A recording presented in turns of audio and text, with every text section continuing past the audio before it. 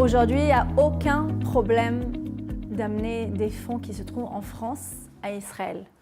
Pour moi, il faut juste respecter les règles de la Banque Israël qui dit exactement quelles sont les règles à suivre. Par exemple, il faut prouver d'où vient l'argent. Par exemple, si c'était une vente d'un bien immobilier, présenter le contrat de vente. Si c'est par des revenus de quelqu'un qui travaille, montrer les fiches de paye. C'est tellement simple. Pour moi, je ne vois pas aucun obstacle. Bien sûr que si vous me dites il faut ramener une bannette avec des espèces de 1 million d'euros, oui, là, il y a un problème. Mais si c'est de l'argent qui vient de France à Israël et qu'on arrive à prouver l'origine des fonds, aujourd'hui, il n'y a aucun problème de rapatrier ces fonds en Israël. On a aussi la possibilité aujourd'hui de surmonter cet obstacle pour les clients qui ont du mal de communiquer avec la banque parce que la langue, elle est compliquée, parce qu'ils ne savent pas exactement quels sont les documents à présenter à la banque. Et nous, ça fait partie de notre travail. D'ouvrir des comptes séquestres à la place du client, à la place que lui, il a besoin de faire les démarches auprès de la banque. Nous, on fait ça pour lui. Et on a aujourd'hui des dizaines de comptes séquestres qu'on représente. Et pour nous, d'ouvrir un compte séquestre, ça prend 24 heures.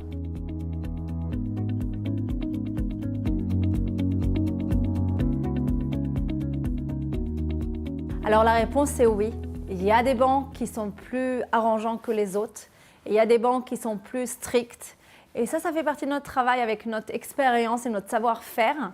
À quelle banque présenter tel client ou un autre client. Ça c'est quelque chose que nous on sait savoir et on met en place le dossier pour réussir à ouvrir le compte ou un compte séquestre. Oui, on sait à quelle banque s'adresser.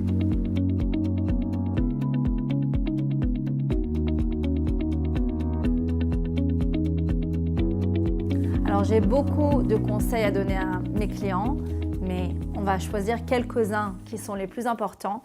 Déjà, avant d'acheter le bien, il faut absolument avoir un compte, à savoir comment on va rapatrier les fonds, que ce soit un compte ou un compte séquestre. Le deuxième point important, c'est choisir un agent immobilier qui va vous représenter pour trouver le bien immobilier que vous souhaitez et qui va vous donner toutes les informations qui soient cohérentes au bien et qui va vraiment faire son travail d'une façon très professionnelle et claire envers ses clients. Le troisième point, c'est de faire les vérifications juridiques avant l'acquisition, que ce soit des vérifications de construction, d'infiltration, de vérification juridique, où se trouve le parking, comment, pourquoi, avoir la transparence et toutes les informations liées au bien avant d'acheter ce bien, avant de signer.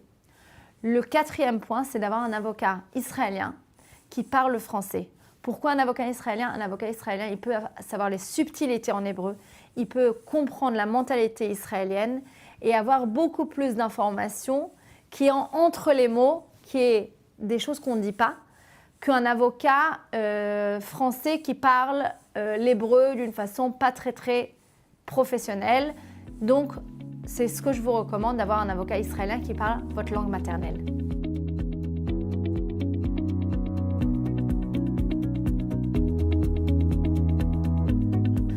Par rapport à une acquisition qui est complètement classique, enregistrée au tableau et l'acheteur a déjà un accord de principe par rapport à son crédit, en Israël par exemple, ça ne doit pas prendre plus que quelques jours, on va dire une semaine à tout casser. C'est les vérifications juridiques du bien et mettre en place le contrat, c'est une question de quelques jours.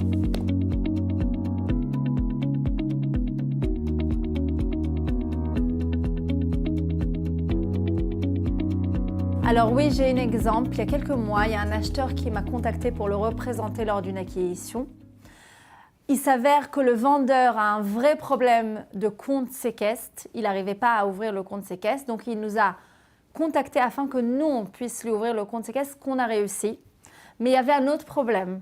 L'acheteur s'est aperçu qu'il y a des infiltrations dans l'appartement et le prix, on a eu un problème de prix. Ils n'arrivaient pas à trouver le prix qui représente le problème d'infiltration et la demande du vendeur.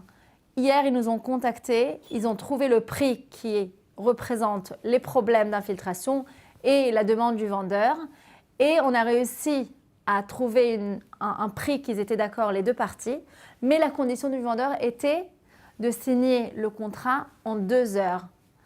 Ce qu'on a réussi à faire avec l'équipe de mon cabinet, en 2 heures, on a réussi à signer le contrat et d'arriver à la fin de ce dossier, même si j'étais même pas sûre qu'on arrivait à résoudre tous ces problèmes, mais on a réussi et tous les parties étaient contents.